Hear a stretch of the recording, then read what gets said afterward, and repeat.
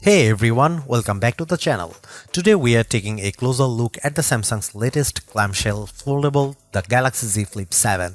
This is the 7th generation of the Flip, and for the first time in a while, it feels like Samsung is making bold moves. We have got a bigger screen, a bigger battery, a better cover display, and a surprising chip change.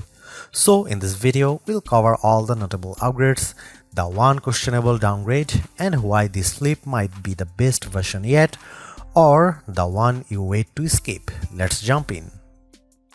At first glance, the Flip 7 looks familiar, same overall vibe. But look a little closer and you will notice a key change. Everything is slightly bigger.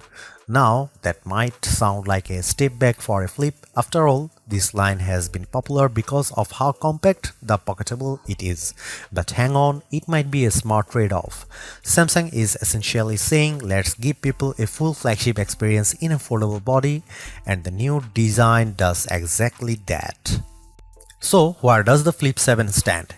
If you are coming from Flip 5 or 6, the main differences are bigger screen, way more usable cover display, bigger battery, slightly better efficiency. If you have never tried a foldable, this is easily the best Flip Samsung has made and probably the most practical foldable for mainstream users.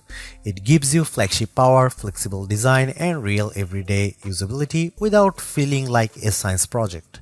That said, if you want the absolute best performance and cameras, the Fold 7 is still king. But if you value portability, practicality, and fun, the Flip 7 is the move. Alright, that's everything on the Galaxy Z Flip 7. What do you think of the upgrades? Are you okay with the Exynos chip, or are you holding out for Snapdragon only versions?